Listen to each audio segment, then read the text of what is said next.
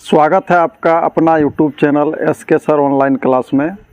आज मैं आप लोगों के सामने कक्षा 12 का जो हिंदी है उसका काव्य खंड का एक महत्वपूर्ण कविता है जो कि नाभा दास जी के द्वारा लिखा गया है। कविता का नाम है, देख लीजिए बच्चों, कविता का नाम है छप्पय। छप्पय का जो अर्थ होता है दोस्तों, 6 पंक्तियों का गैप पद को हम लोग क्या कहते हैं? छप्पय कहते हैं, जिसको नाभा दास जी ने लिखा है। सबसे पहले हम लोग काव्य परिचय के बारे में जानते हैं। काव्य परिचय, क्योंकि दोस्तों आजकल जो ऑब्जेक्टिव में बहुत सारे ऐसे प्रश्न होते हैं जो कवि से संबंधित होते हैं, तो सबसे पहले कविता के कवि के बारे में जानते हैं। तो नाभा दास जी इनके कवि हैं जिनका जन्म अनुमानित, ऐसा अनुमान लगाया गया है कि उनका जन्म 1570 के आसपास हुआ था और निधन अज्ञात है। उसका निधन यानी उनकी मृत्यु के बारे में कोई भी सटीक जानकारी नहीं मिल पाई है। ऐसा कहा जाता है कि उनको 1600 के आसपास, ऐसा कहा जाता है कि उनको 1600 ईस्वी के आसपास देखा गया था, यानी वो उस समय थे। इसके बाद उनकी मृत्यु कैसे हो गई, उनकी अभी तक कोई साक्ष्य जानकारी नहीं मिल पाई है। जन्म स्थान की बात किया जाए तो जन्म स्थान उनका माना जाता है दक्षिण भारत में। जी हाँ, जो हमारे भारत के दक्षिण में पड़ते हैं, जैसे तमिलनाडु वगैरह या कर्नाटक, केरला, इन सारे क्षेत्रों में इनका जन्म माना जाता है। कहा जाता है कि जब उनका जन्म हुआ था तो उनके शैशव अवस्था में, जब उनका जन्म हुआ तभी उसके पिताजी की क्या हो गई थी? मृत्यु हो गई थी। और मृत्यु के कारण वे क्या हो गए? दक्षिण भारत से जयपुर की तरफ आ गए प्रवास करके। वहाँ से शिक्षा कैसे मिला था उनको? तो गुरु की देखरेख में, सत्संग वगैरह में उनको शिक्षा मिला, थोड़ा बहुत ज्ञान की जानकारी हुई उन्हें। और सत्संग से देख लीजिए यहाँ पे ज्ञान मिला उसको। शिक्षा, दीक्षा गुरु, उनका दीक्षा गुरु का नाम आप लोगों को अच्छी तरह से याद कर लेना है। उनके दीक्षा गुरु का नाम है स्वामी अग्र अली दास, जो बहुत ज़्यादा परीक्षाओं में पूछा जाता है कि नाभा दास जी के दीक्षा गुरु का क्या नाम है, तो स्वामी अग्र अली दास नाम है। वृंदावन में अंत में क्या हो गए? वृंदावन में वे अस्थाई निवास में रहने लगे। वृंदावन में उनकी बहुत सारी रचनाएं लिखी गई जो प्रसिद्ध है, जिनमें कि 2 रचना आप लोगों को याद कर लेना है जो बुक में दिया गया है। नाभा दास जी के द्वारा जो पहला महत्वपूर्ण रचना है वह है भक्तमाल, दूसरा है अष्टयाम। इस प्रकार दोस्तों मैंने आप लोगों के सामने कवि का एक छोटा सा परिचय रखा जो आप लोगों को अच्छी तरह से याद कर लेना है। आप चाहे तो इसका स्क्रीनशॉट भी ले सकते हैं। फिर हम लोग देखेंगे कविता के हिंदी अर्थ को लाइन बाय लाइन। आइए देखते हैं अब नाभा दास जी के द्वारा लिखी गई छप्पय नामक कविता को। सबसे पहले दोस्तों मैं आप लोगों को बता दूं कि नाभा दास जी इस कविता में अपना कोई खास रचना नहीं लिखे हैं, बल्कि 2 महान कवियों के विशेषताओं को बतलाए हैं। पहले महान कवि का नाम कबीर, पहले दोहा में उन्होंने कबीर की विशेषताओं का वर्णन किया है कि कबीर किस प्रकार के महान सोच वाले व्यक्ति थे, महान सोच वाले कवि थे। और दूसरे कविता में उन्होंने सूरदास जी की विशेषताओं को व्यक्त किया है। तो सबसे पहले देखते हैं कबीर के बारे में नाभा दास जी क्या लिखते हैं। कबीर के बारे में लिखते हैं, देखिए क्या लिखे हैं। भक्ति विमुख जे धर्म सो सब अधर्म करी गए। ध्यान से देखिएगा, भक्ति विमुख जे धर्म सो सब अधर्म करी गए, योग यज्ञ व्रत दान भजन बिनु तुच्छ दिखाए। यहाँ पे नाभा दास जी कबीर के विचारों को व्यक्त करते हैं। कबीर कहते हैं कि भक्ति के बिना, जी हाँ, भक्ति के बिना, भक्ति से जो व्यक्ति विमुख हो जाता है, जिस व्यक्ति का भक्ति से लिंक टूट जाता है, जिस व्यक्ति के जीवन में भक्ति नामक कोई चीज़ नहीं रह जाता है, बिना भक्ति का कोई भी व्यक्ति अगर कितना भी धर्म कर ले, किसी भी धर्म को मान ले, तो सारा का सारा धर्म क्या हो जाता है? अधर्म के समान हो जाता है। कहने का मतलब है, यदि अगर हम धर्म को एक गाड़ी समझ लें, धर्म को अगर हम एक बड़ी सी गाड़ी समझ लें, तो भक्ति जो है ना उसका एक इंजन है। जिस प्रकार कोई भी गाड़ी इंजन के बिना एक खाली डब्बे के समान हो जाता है, उसी प्रकार भक्ति, कोई भी जो धर्म है बिना भक्ति का समझ लीजिए कोई नहीं, कुछ नहीं है, वो अधर्म के समान हो जाता है। आगे लिखते हैं योग।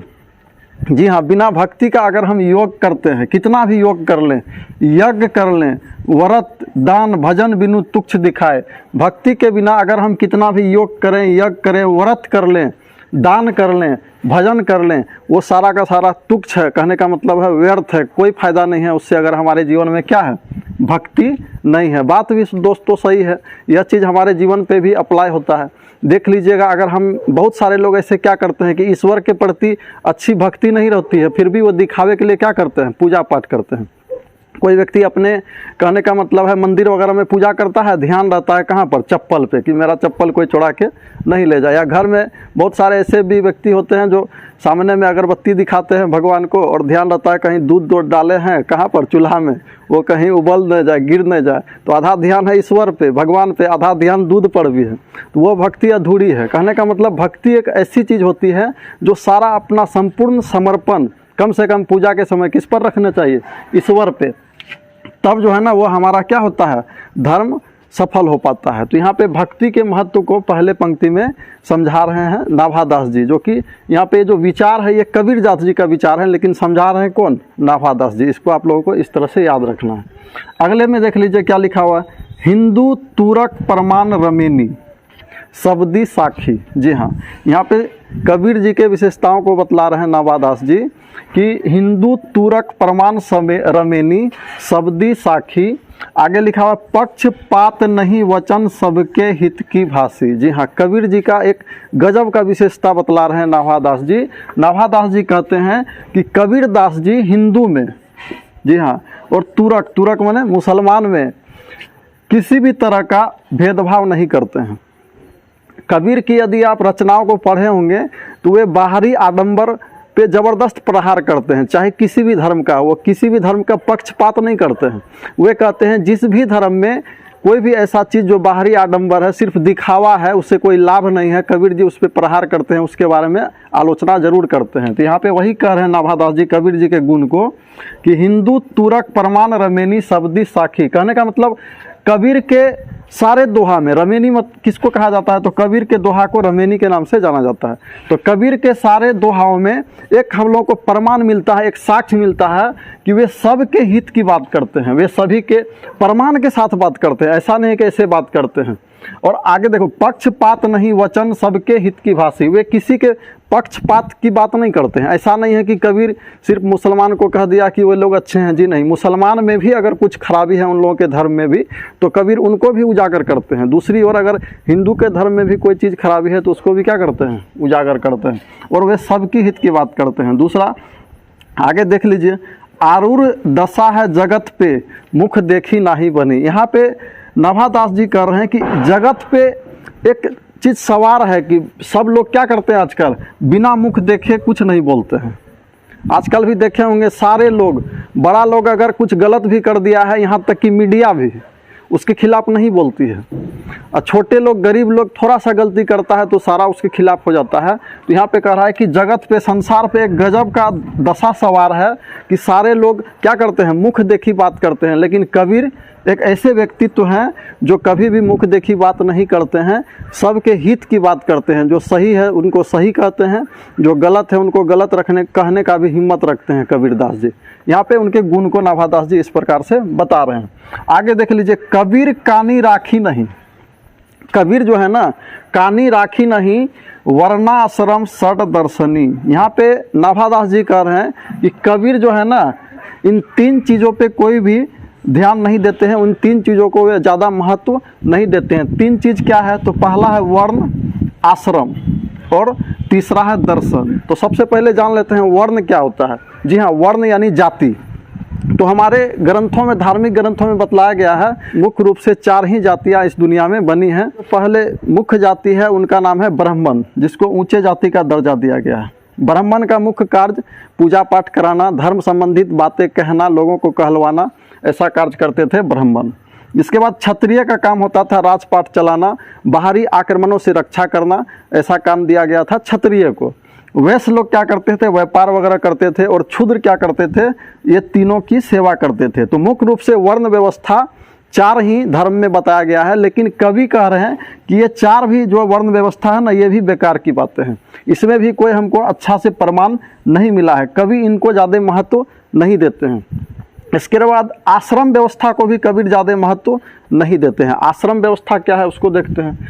तो पहले के धार्मिक ग्रंथों में एक इंसान, एक मनुष्य की जो औसत आयु देखा जाता था 100 वर्ष देखा जाता है। आजकल तो 50 साल में टपक जाता है। क्या करेगा, खाद जितना भी जो हम लोग अनाज वगैरह खाते हैं, कोई भी चीज़ शुद्ध नहीं रहता, हवा तक शुद्ध नहीं है। तो आजकल आदमी का जो है ना आयु क्या हो रहा है, दिन प्रतिदिन घटते जा रहा है। लेकिन पहले के समय में जो मिनिमम आयु देखा गया था 100 वर्ष, इस 100 वर्ष को क्या किया गया है, 25-25 के पार्ट में डिवाइड कर दिया गया है। कहा गया है, देख लीजिए, सबसे पहले ब्रह्मचर्य आश्रम, ब्रह्मचर्य 0 से लेकर के 25 साल तक को कहा गया क्या, ब्रह्मचर्य आश्रम है वो। इसके बाद 25 वर्ष के बाद शादी जिसकी हो जाती है, जिस इंसान की, वो कहता है 25 से 50 वर्ष के बीच में वह गृहस्थ आश्रम में चला गया, वह गृहस्थ जीवन जीने लगता है। फिर 50 से 75 के बीच में उसको कहा जाता है वानप्रस्थ आश्रम में चला गया।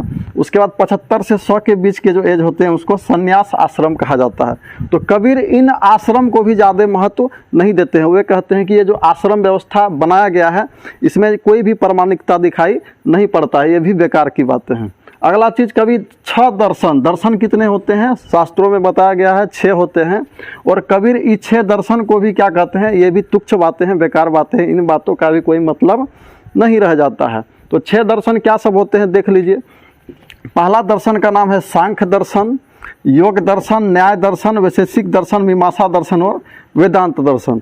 तो कबीर ऐसी बातें करते हैं जिनमें कोई प्रामाणिकता हो, जिनमें कोई साख हो, सिर्फ दिखावे की बातें वे नहीं करते हैं। ये गुण यहाँ पे नाभादास जी ने कबीर के बारे में बतलाया। आइए देखते हैं अब नाभादास जी सूरदास जी के बारे में क्या कहते हैं। सबसे पहले तो उन्होंने कबीरदास जी के गुण को बतलाया। अब दूसरे दोहा में उन्होंने नाभादास जी ने सूरदास की लिखी गई रचनाओं का एक ज़बरदस्त वर्णन करते हैं। देखते हैं लाइन बाय लाइन इनके हिंदी अर्थ को। क्या लिखा हुआ देखिए, उक्ति चोज अनुप्रास वर्ण अस्थिति अति भारी। यहाँ पे सूरदास जी के रचनाओं को नाभादास जी बताते हैं कि सूरदास जी की रचनाएं बहुत ही अच्छी है, बहुत ही ज़बरदस्त है। उनकी रचनाओं में देख लीजिए क्या कहते हैं, क्या क्या क्वालिटी है। तो उनकी रचनाओं में युक्ति है, चोज है, अनुप्रास है, वर्ण है, जो उनके रचनाओं को क्या करता है, अति भारी, पूरा कहने का मतलब है वजनदार बनाता है। उनकी रचनाओं को उनकी रचनाओं में वजूद डालता है ये सारे चीज़। आगे है वचन प्रीति निर्वही अर्थ अद्भुत तुकधारी। यहाँ पे कह रहे हैं कि सूरदास जी अपनी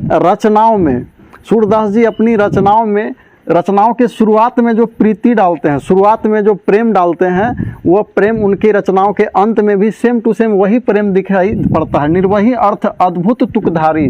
और वह जो है ना उनकी रचना एक तुकधारी है। तुकधारी का मतलब है उनकी रचना संगीत के समान है। उनकी रचनाओं को पढ़ने के बाद बड़ा ही क्या आता है, आनंद आता है। तुकधारी उनकी रचना है, किनकी, सूरदास जी की।